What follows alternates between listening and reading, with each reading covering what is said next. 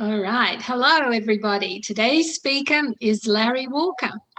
Larry, if you didn't know it, is Pam's, our Docent Council president, is her husband.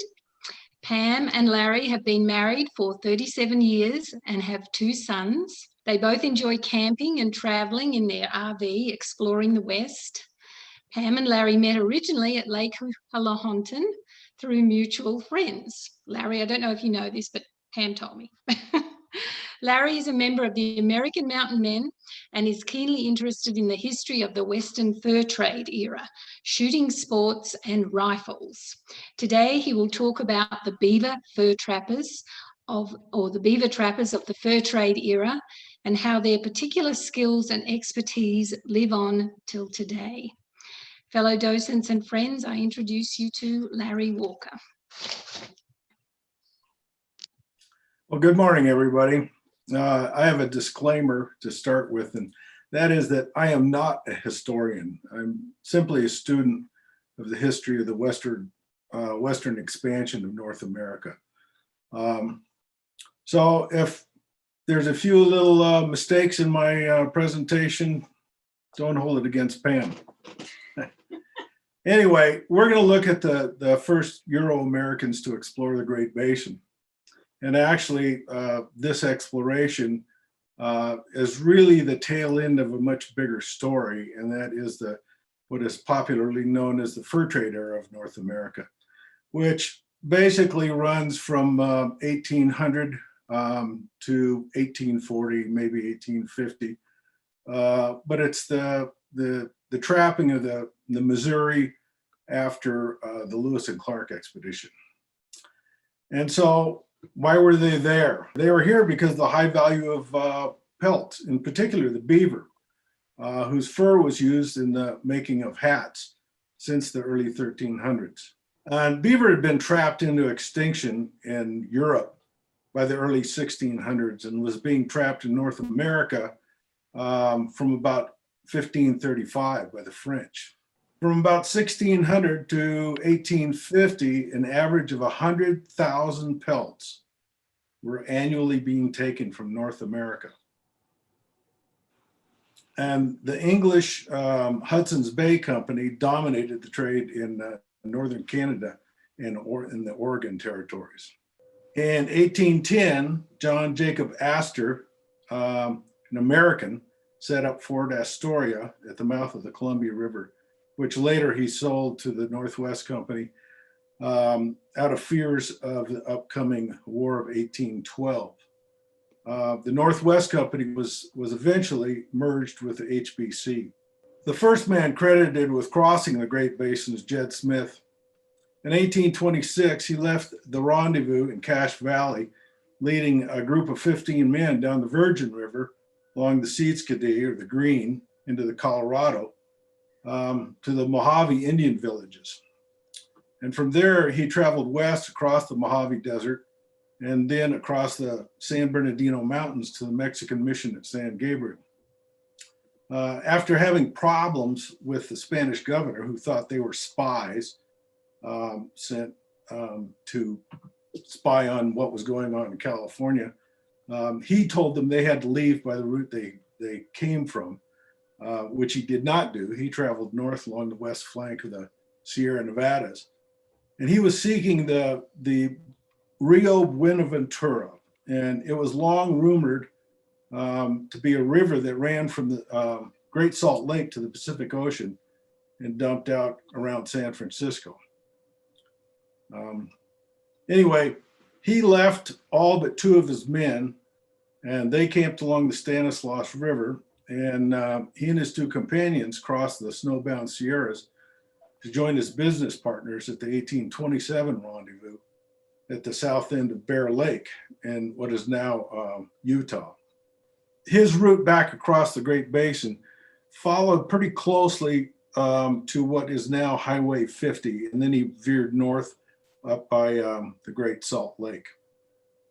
Anyway, he got back to the rendezvous at Bear Lake, which is in what is now Utah, and he left within 10 days and took basically the same route with an additional 18 men.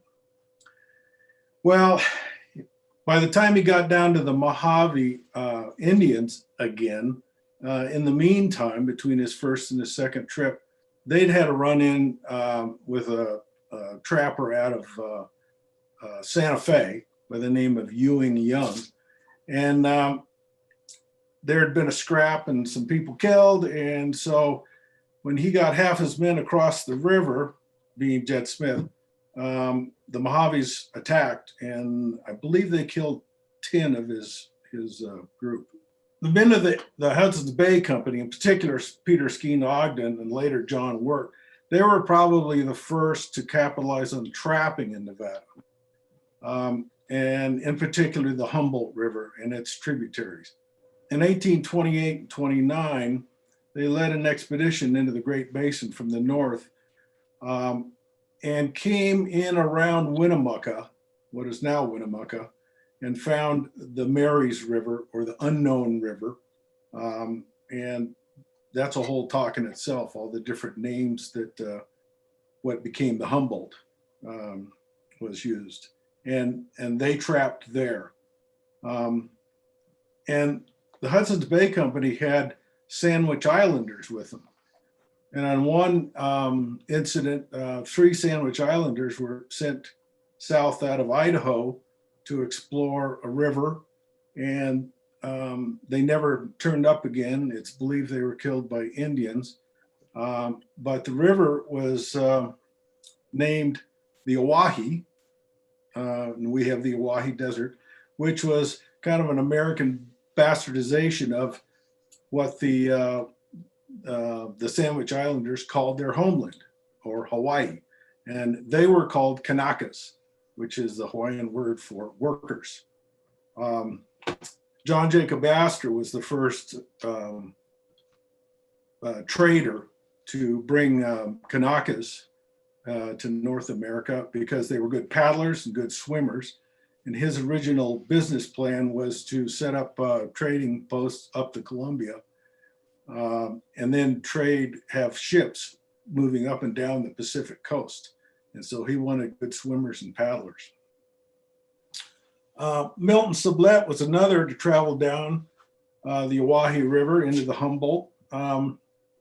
And Joseph Meek was with him. And they ran into a real problem because the beaver along the Humboldt, this was later, had eaten most of the willow. So they'd been feeding on parsnip, wild parsnip. Well, that made their flesh poisonous. And because of the lack of game along the Humboldt, the trappers were forced to eat the beaver meat, and they became very sick. Joe Meek tells a story of sticking his hand in an anthill and waiting for the ants to cover his hand and then licking the ants off of his hand just for some protein. In 1833, Joseph Walker was put in command of a party sent by Benjamin Bonneville to the Great Salt Lake. And he was to find a land, or preferably a water route, again, the Buenaventura, to California. His clerk, Zenas Leonard, described the Humboldt and the people there as barren. And he named the river the Barren River. And I'm a member of the Barren River Party of the American Mountain-Men. They traveled along the Humboldt to its sink, and from there to present-day Genoa, and ascended the Sierras along the West Fork of the Carson River. On their return from California, they crossed the mountains further south near present-day Tehachapi, and then up to Owens Valley. They tried to head east, but after finding it difficult to find water, they went backtracked, and then continued north up to the Humboldt Sink to return by their previous route. In 1840, Walker and his band made the first north-south crossing of the Great Basin to the Virgin River, then to the Colorado, and then across the Mojave to LA, where he was trading for horses. In 1843, he led the first wagon train to California by his previous route along the Humboldt and to the sink, and that became the California Trail. He then traveled south to Owens Lake, where they were forced to abandon their wagons, and they went across the southern Sierra Nevada and eventually to the Salinas Valley. There's a guy who shows up all the time in the history of the fur trade from the very early days, about 1809, by the name of Caleb Greenwood, or Old Greenwood. In 1844, at the age of 81, Greenwood guided the Stevens Townsend Murphy party across the Sierras at what is now Donner Pass. And these were the first wagons ever to cross the Sierra Nevada. Now, James Beckwourth, he was kind of a notorious mountain man. There's an autobiography, but it was actually, he told it to, I can't remember the author's name now, and she wrote it all down. He was known as a gaudy liar.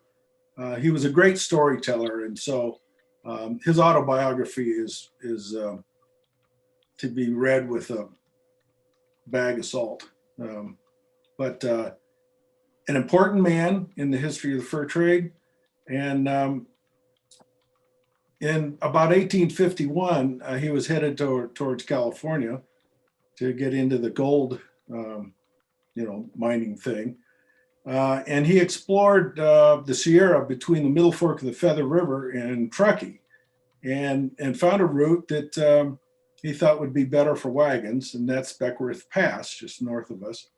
And he set up a store in Sierra Valley where he would resupply pioneers coming west. Well, we can't leave out John C. Fremont and his guide, Kit Carson.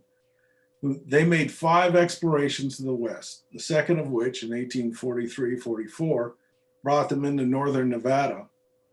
And after successfully searching a trail to the Pacific via the Columbia River. And here they, quote, discovered Pyramid Lake. And while crossing the Sierras, following the river that Fremont later named for Carson, they were among the first Americans to see Lake Tahoe. Now, after traveling down through Central Valley of California, they picked up the trail blazed by Jed Smith and went back across the Mojave to the old Spanish Trail to Santa Fe.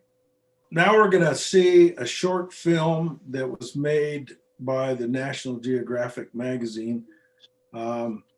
They were shooting an article for the magazine and attended a couple of camps put on by members of the American Mountain Men. And actually, we were barely aware that they were videotaping too, and some interviews. And I thought it was just for reference. Had no idea they were going to make this film, but so we'll show that now, Carol.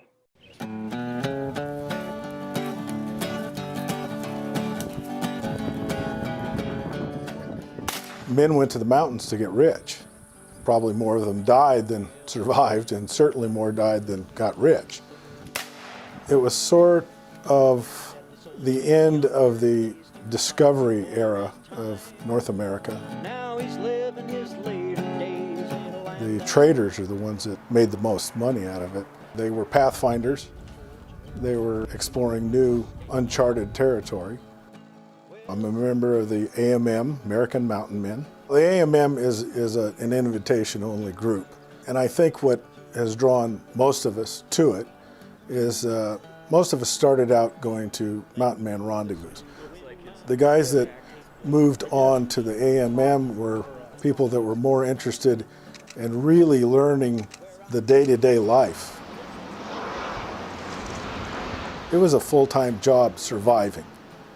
Well, the AMM brings a wide variety of people from all walks of life to it, and they all bring something different. Simplicity, the connection with the earth, the animals, the non-garbage, non-complicated, dependent on only yourself and your own skills. It's a freedom, a unique freedom.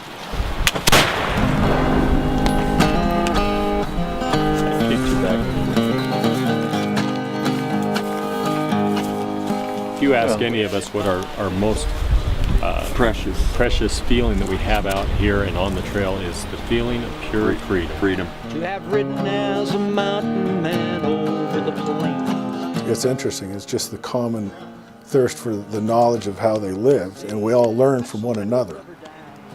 Things like just being warm, simple things that we take for granted today. They didn't write about that in their journals because they just assumed everybody knew how to make fire. The sort of Hollywood version of the lone trapper is not the mainstream. They trapped in brigades, and that was for survival. Most of these guys didn't get rich doing this. Most of them, by the time Rendezvous was over, they had spent everything they made.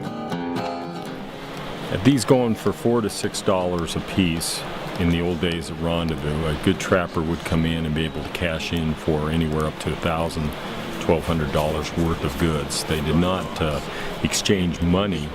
They were exchanging this and bartering for goods that were brought out from St. Louis. And it was the finest felt for making hats, and it was very fashionable, and it was very profitable. The technology of the day is one of the things that fascinates me. The tools that they made that are, by today's standards, very crude, they were able to turn out precision working parts. One thing that a lot of people may not realize is mountain men didn't have ammunition. When you went to trade, you trade for raw materials. You could get your powder and you could get lead. And then you would have a ladle and you would heat the lead over your campfire and melt it and then pour it into the ladle. And that's called running ball. We're living a vestige of American history through our eyes. We're reliving it and hopefully bringing it alive for people in today's world in a way that perhaps they're not taught in school because it's not written about exactly the way it was. Be the last of the last. Hell, I was there and I know so were you.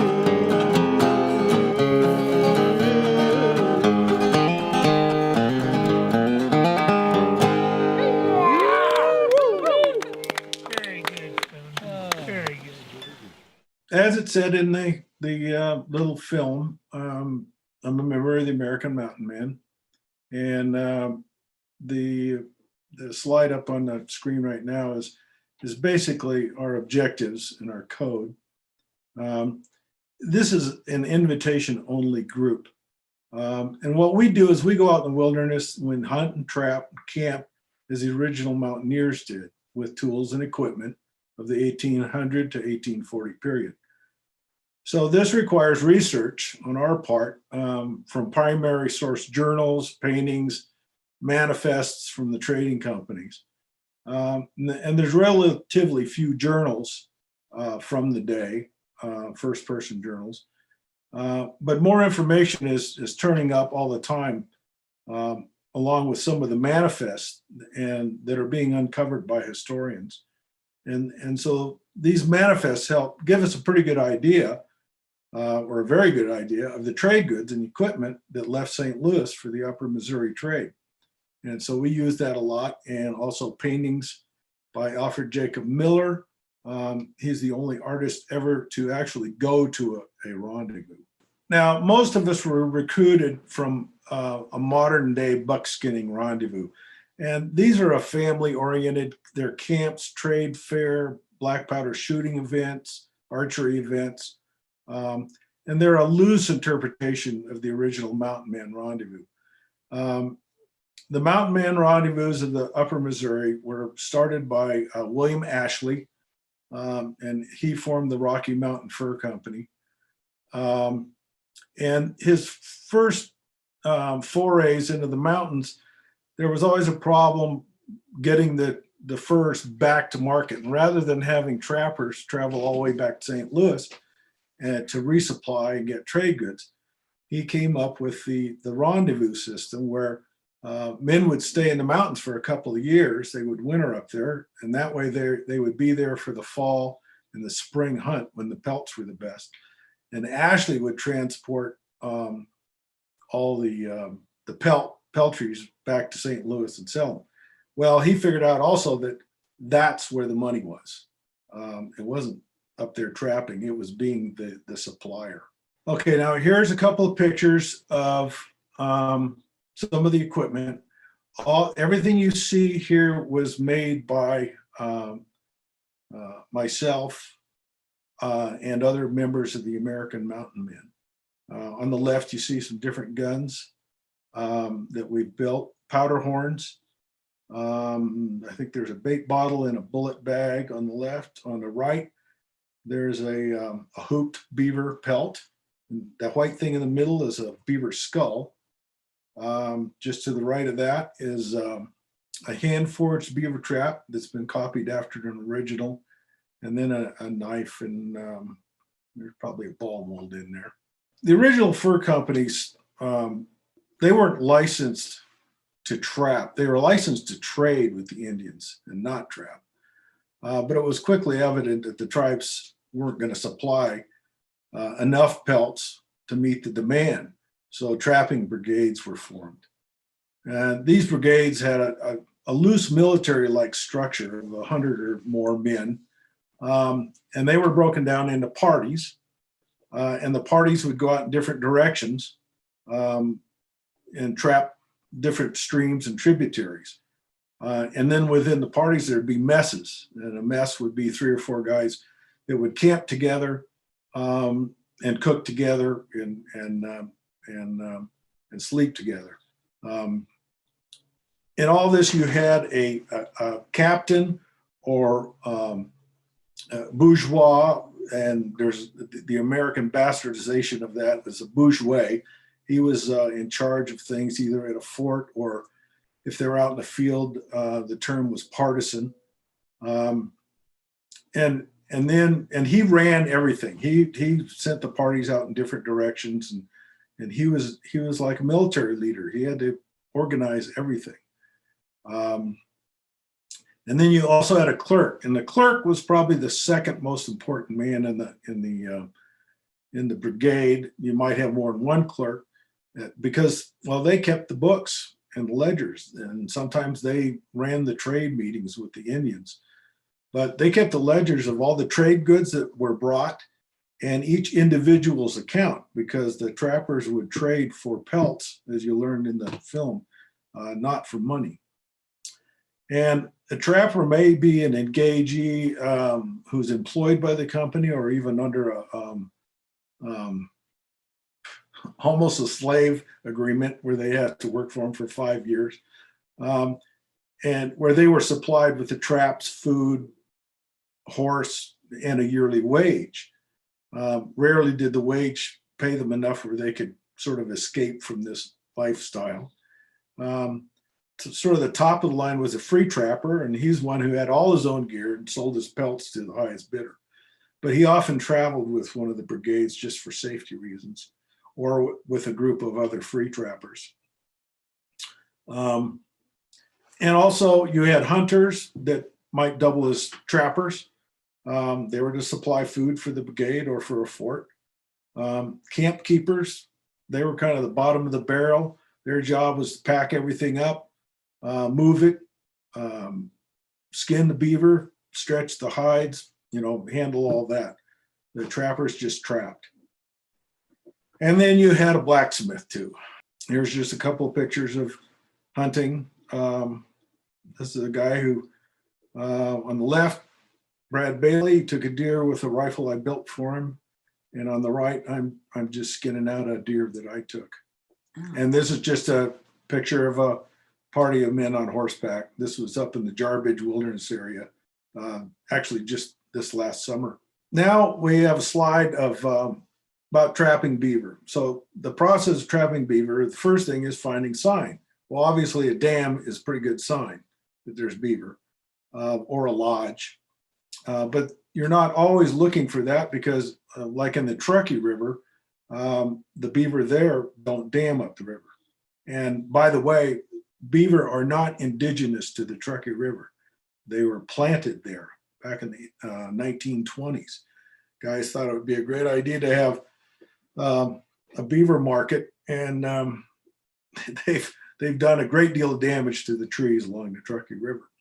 But anyway, so what you do is you look for a sign along a place like the Truckee. You look for chewed willow branches, or a food raft, which is just willow branches that have been stuck in the bottom, so they can come back when things ice over and get them. The picture in the lower left shows a slide where the beaver's been going in and out of the water. And you can see a trap there set in the shallow water. That trap has a chain on it. That chain goes out into deeper water where it's staked down. And also you'll notice along the edges of the trap, there's sticks have been driven in. That's to sort of guide the beaver onto the trap. Now, a beaver will often make what is called a scent mound, where he puts some of his own castor scent. He's marking his territory. So the way you get to bring him to trap is if you have your bait, which is made from the castor gland and the oil gland of the beaver. And sometimes they'd mix a little rum in there or some nutmeg just to make it more aromatic. And you dip a stick in that bait, and you stick that on the scent mound or on the slide. So the beaver will come up and stand to sniff it because he wants to see who's been invading his territory. He steps in that trap. Trap grabs his leg. He swims for deep water because that's where safety is. And the weight of the trap drowns him. And that was the old traditional way of trapping beaver. And you can do a dam set where you break a hole in the dam, and the beaver will come to repair that hole, and you could do a set in a place like that too to catch them. Next thing is you skin the beaver and stretch the hide or hoop it. And here's a hooped beaver hide. And the illustration on the right is of a press for packing the pelts. You would fold the pelts hair into a square and compress them in a press like this, and then wrap them with rawhide. And then that way, that's how you would transport them. Transportation would be by bull boat, canoe, or by horse. And then if you could get them to the river where there's a keel boat, that's the most efficient way. This particular keel boat in the picture here was built by members of the, one member of the AMM back in 2019. And what these guys did was they retraced William Ashley's trip from the first rendezvous in 1825. They went by horse for 350 miles and then 100 to 200 miles along the Sweetwater River and the Yellowstone River down to the Missouri River, where they met up with this keel boat and traveled down the Missouri. They didn't go all the way to St. Louis because there's dams and all kinds of obstructions. And it turned out that in 2019, the river was in flood while this trip was being done. So it turned out to be a pretty dangerous undertaking because the river was so high. Whenever they try and go to the bank, they had to take the mast down and use grappling hooks, and the river was moving quickly, and it was a pretty scary deal. But nobody got hurt. Everybody made it. Okay, here you see a bull boat. Bull boat was basically just a framework made out of willows or saplings, something that was flexible that they could tie together, covered with the skin of a buffalo, a bull hide. The illustration on the left is of Indians using them, and the mountain men use them for river crossings. River crossings probably accounted for half of the deaths of the mountain men. Now, paddling one of these things is kind of a challenge because it's like being in a teacup. So they don't like to track very well. But sometimes they were made, and members of the American Mountain have made long cigar-shaped ones, more like a canoe. And you can actually carry a lot of gear in that. typically your camp would have been just an open camp, like you see on the right here, where you just roll out your bedroll with your feet to the fire, and as long as the weather's good. In inclement weather, you would set up a lean-to, or what we call a diamond shelter, just a piece of canvas to keep the rain or snow or dew off of you. If you're in scary country, as far as grizzly bears or marauding Indians, very often they would sleep in a wheel around the fire with your feet to the fire, and everybody's facing out away from the fire. That way you can sleep with your gun loaded. And so if something happens in the middle of the night, you're not going to shoot across the fire and shoot your buddy. The picture on the left, I'm sorry, was a winter camp. And in the winter, they would build kind of a rude cabin or lean-to. You can see here he's got all his traps hung up, some hides hung up.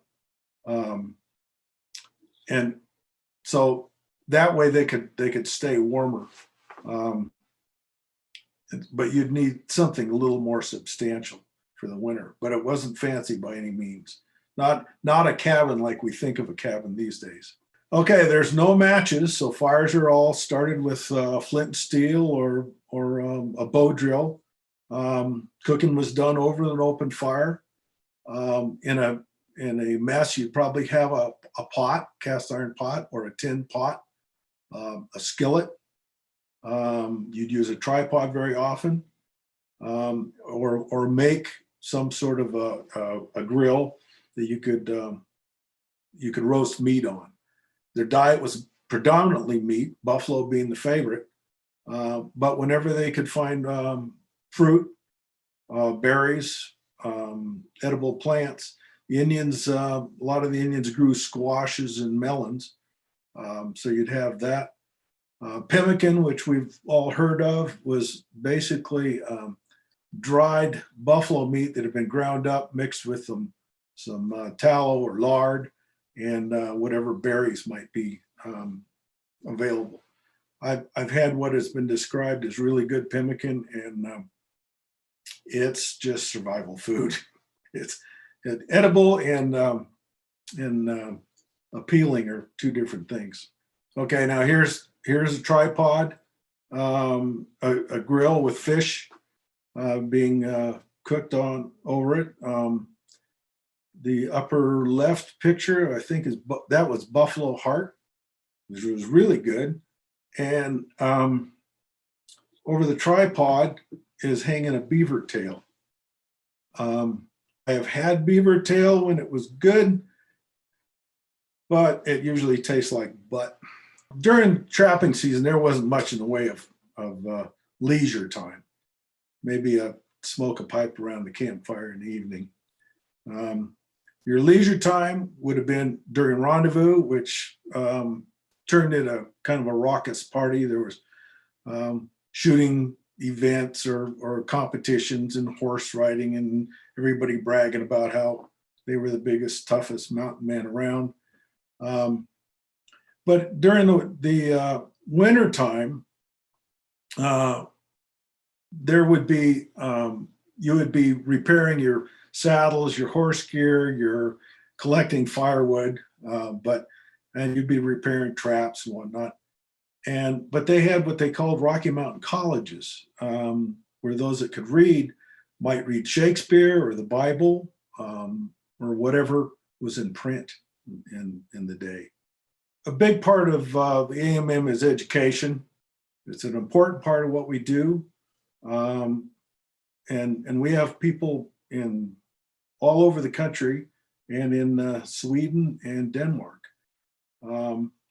But different parties will engage in public displays, lectures, and demonstrations. This picture here is of a demonstration at the La Purisma Mission, just in Lompoc, California, where every year in March, the state park has members of the AMM come down and do an encampment at the mission, and they bring in 1,000 fourth graders to tour it, and because they're learning about the missions at that time. So on the left here, Don Morgan is telling kids about the beaver hats.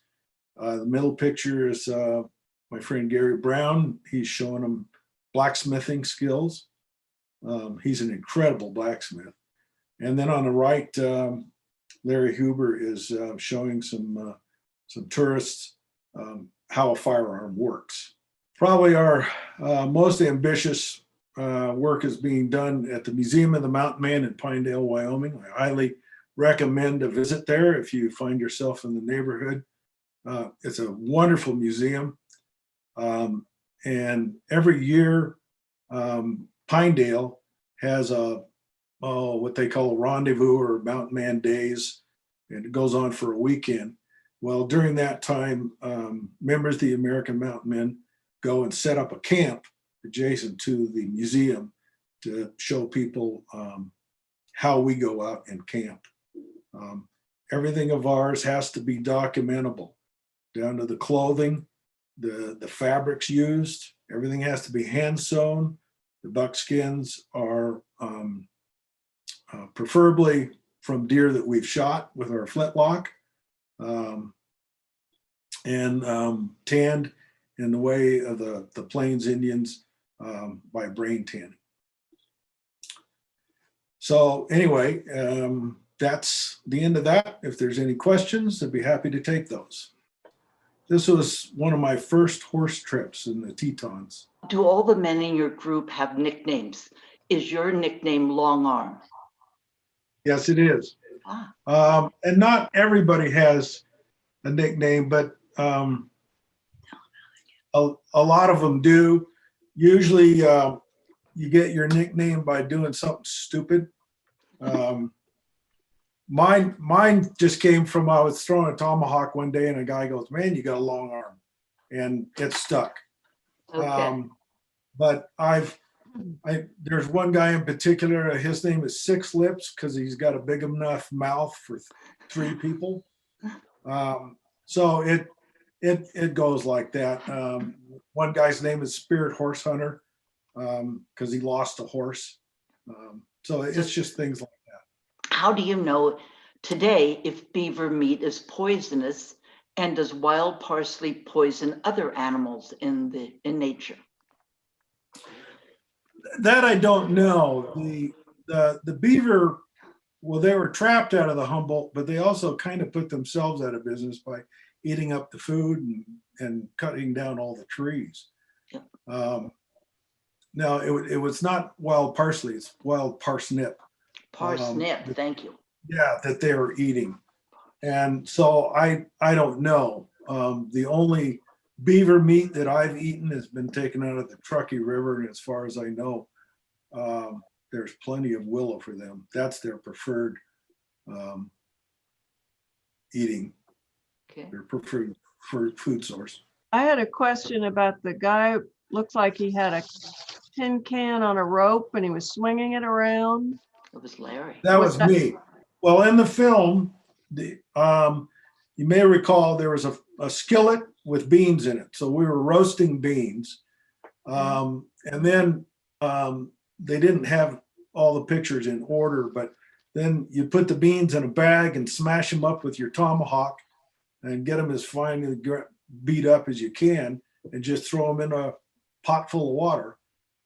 So having a mustache is real good to help filter out all the chunks. But I'll swing around a pot to help settle the beans. You hit it with a little cold water and that helps drop them to the bottom so you don't get so many. But you want to make sure that your pail has really good bale on it before you do that. So your beans were green. Yeah, but we'll carry green beans in the field with it. Interesting. They'll keep for years. Larry, you said that the American Mountain Men, you have to be invited to join. What is the qualifications to be invited? Well, like I said, usually we're recruited from buckskinning groups. And if, as members of the American Mountain Men, if we see somebody that shows us something as far as their primitive skills, and we may invite them to join. And then they have to come camping with us to see if they're a fit with the group, and see if we're a fit for them too, if it's something they want to do. Because it's really it takes about 2 years, because to become a full member, you have a series of requirements you have to do. It's like having one complete set of handmade clothes and equipment, spending a certain number of days in a primitive camp with no more than one other person. Different requirements are like doing a research paper, going out for 3 days with no food and water, and living from the land, shooting a big game animal with your flintlock and field dressing it, learning how to pack a man, canoe, or a horse for extended travel. And then certain trips, like 5 days of travel on horseback, canoe, or walking, covering as much ground as you can. So it's a big commitment to do it. And so not everybody makes it, and not everybody is cut out for it. Do you have a long waiting list of people who want to join? No, not at all. No. In fact, most of our one guy said that our membership goes up by 1 year every year, our average age, because it's mostly older guys that are interested in it. I mean, and you have to have a sponsor to join. You actually have to have 2 sponsors, or one of an advanced level. My oldest pilgrim was 74 when he started. Gosh. And he got 10 requirements done inside of a year. Wow. But he was very motivated and very skilled. If these people are going out on their own doing this, who's evaluating? Your sponsor is. What a big thing in the American Mountain Man is this code of ethics. And a man's word is his bond. If you can't trust a man to have done what he said he did, then you shouldn't be sponsoring him. Now, in that sponsoring process, when you're doing these requirements, you're supposed to keep a journal of everything you do, where you did it, who you were with, the dates. So it's all, you have to document everything you do. Is there any documentation that literally documents that dogs were taken on these beaver excursions in the 1800s? I saw one photo with 4 dogs in it. I can't, I don't recall any documentation of mountain men having dogs unless they were eating them. Okay. Okay. We know Lewis and Clark took a dog with them, but he had a Newfoundland named Siemens. Yeah. The Indians kept dogs because they used them for pulling travois, pulling camps, and food, and they usually had a lot of dogs. Mountain men didn't keep dogs as pets because starving times were kind of a norm. And so a dog wouldn't last long in starving times. Thank you. It was actually quite a delicacy. Is there a market for beaver pelts today? Nope. Okay. The beaver, now, for instance, this hat is beaver felt, but the beaver being used for hats, from what I understand now, most of it comes from Brazil and Argentina. Ah. And they introduced beaver down there for harvesting, and they're causing a hell of a problem with forests. Are you required to own your own horses or mules? Do most of you do that? There's no requirement to own a horse. A lot of guys do. When we have our national rendezvous, which is always held somewhere in the Rocky Mountains, there's a lot of groups that may travel in from 100 or more miles horseback. So they'll spend 4 or 5 days riding into the rendezvous. And not always on their own horses. Sometimes they'll have a big group and certain members will rent horses. But that very often turns into some sort of a horse wreck somewhere along the trail. A friend of mine who's led over 60 horse trips can recall one where nothing went wrong. The last horse trip that I went on, the horses broke their picket ropes, and all 5 of our stock 3 horses and 2 mules took off. And it wasn't until the next morning that we got them back. And now I want to talk about smoking. Did you have to roll your own cigarettes? In the 1800s, tobacco was available? Oh yeah, well, tobacco was one of their biggest trade items with the Indians. Okay. The Mandans grew tobacco, and I've had Mandan tobacco. They thought it was extinct, but some guys found some and grew it, and it's very mild. And so the Indians, they liked the trade tobacco because it was much stronger. There's tobacco that grows wild in the Sierras, and it's terrible. But rolling papers weren't out yet. So in that film, there's a couple of guys smoking rolled cigarettes. Yeah. That's not technically correct. Rolling papers were available, but we don't have any record of them going into the Rockies. Cigars were correct. They were brought, and then they would have carrots or twists of tobacco that they would bring along. The most common way of smoking was in a pipe, and it wasn't smoking like today. Smoking was something you did for a leisure thing in the evening. You might smoke a bowl of tobacco, and that would be about it. But it was a very, very big trade item with the Indians. In one shot, you were loading a rifle at the tip of the rifle. I don't know what that's called. Right. But okay. And you were stuffing in something. Was that charred cloth? Well, no. Well, the guns that they used were muzzle loaders.